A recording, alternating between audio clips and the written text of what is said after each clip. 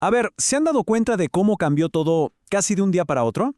Hace apenas unas semanas el panorama económico mundial pintaba bastante bien, pero hoy una noticia, una advertencia muy seria del Fondo Monetario Internacional ha cambiado por completo las reglas del juego. Así que en los próximos minutos vamos a desmenuzar exactamente qué significa esta alerta, por qué está pasando y sobre todo cómo nos termina afectando. Para entender bien de qué va todo esto, vamos a seguir una ruta muy clara. Primero, la alarma que encendió el FMI. Luego, iremos al origen del problema. Trazaremos las consecuencias globales, o sea, el efecto dominó. Analizaremos el tremendo dilema de los bancos centrales, exploraremos los futuros posibles que nos plantea el FMI y al final vamos a aterrizar todo esto a nuestra vida cotidiana. Bueno, empecemos por el principio. Lo primero es entender la magnitud de lo que pasó. No estamos hablando de un ajuste pequeño, para nada. Esto es un giro de 180 grados en cómo se veía la economía mundial, todo provocado por un nuevo shock global. Y miren, esta frase de la directora del FMI, Kristalina Georgieva, lo dice todo. Es básicamente la receta perfecta para lo que los economistas llaman estanflación. Una combinación súper peligrosa de una economía que no crece y precios que no paran de subir. Ese es el nuevo panorama al que nos enfrentamos. Ahora fíjense en este contraste porque es brutal. A la izquierda vemos cómo estábamos hace nada, justo antes de que todo esto estallara. La economía global se veía fuerte, resiliente, con un montón de inversión en inteligencia artificial. De hecho, el FMI estaba a punto de mejorar sus proyecciones de crecimiento. Y de repente, ¡pum! A la derecha, la nueva realidad. El optimismo se fue y ahora de lo único que se habla es de recortar las previsiones y de más inflación. Así de rápido cambió todo. Bien, ahora, la pregunta es, ¿de dónde sale todo esto? ¿Cómo es posible que un conflicto en una sola región pueda poner en jaque a toda la economía del planeta? La respuesta, como muchas veces, está en la geografía y, claro, en la energía. Esta es la pregunta del millón, ¿no? Y la clave no está tanto en el conflicto en sí, sino en dónde está ocurriendo, en qué arterias vitales del comercio mundial está metiendo presión. Y aquí lo tienen. El dato que lo explica casi todo, un 30%. Casi un tercio de todo el petróleo que se consume en el mundo tiene que pasar por ese pequeño pasillo marítimo. No es una ruta más, es digamos la yugular de la economía energética global. Y ojo, no es solo petróleo, por ahí también pasa el 20% del gas natural licuado del mundo. Para esto hay un término técnico que suena muy de película, pero es muy real, un punto de estrangulamiento geopolítico, y el estrecho de Hormuz es el ejemplo del libro de texto. Cuando el flujo por un lugar así se interrumpe, aunque sea un poquito, las ondas de choque se sienten al instante en todo el planeta. Y esto nos lleva, lógicamente, a la siguiente fase, el famoso efecto dominó. Ahora vamos a ver cómo una interrupción en un solo punto desata una cascada de problemas económicos en todas partes. La cadena de eventos es súper directa, como lo vemos aquí. Primero, se lía en el estrecho de Hormuz. Inmediatamente, ¿qué pasa? Los precios de la energía se disparan.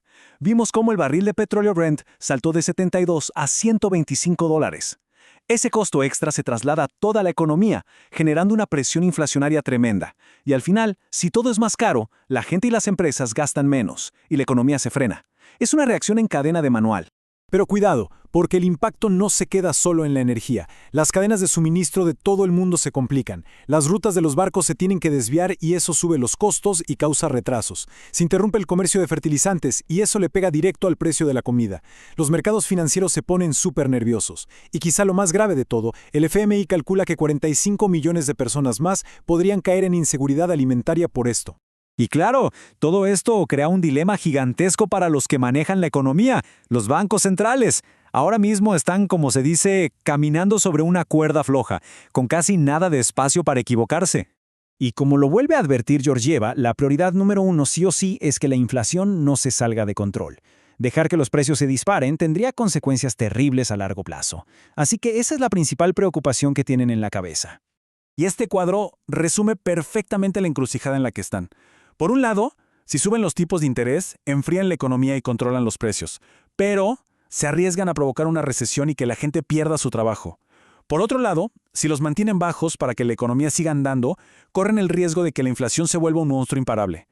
Es, literalmente, tener que elegir entre dos escenarios muy, muy complicados. Bueno, con tanta incertidumbre, la pregunta es, ¿y ahora qué? ¿Para dónde vamos?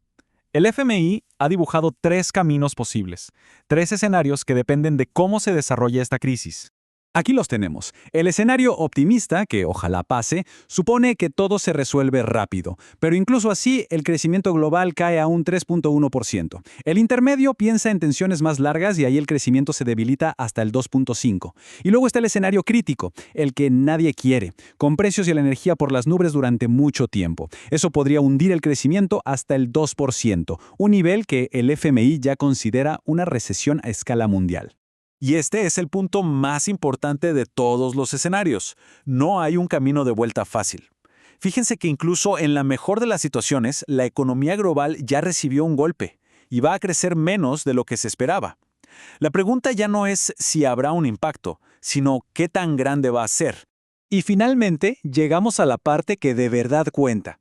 ¿Por qué debería importarnos todo este rollo? ¿Cómo se traduce toda esta geopolítica y macroeconomía a la vida de todos los días?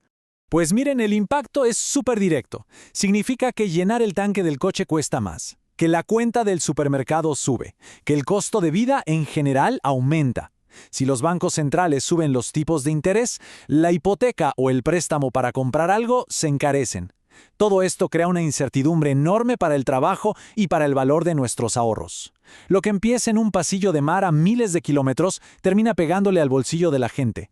Y cerramos con esta pregunta que da para pensar. Esta crisis es un recordatorio de lo increíblemente conectados y también frágiles que somos en este sistema global, y nos obliga a preguntarnos si como sociedades e incluso como individuos estamos construyendo la capacidad para aguantar el próximo golpe inevitable, porque si algo hemos aprendido es que siempre habrá un próximo.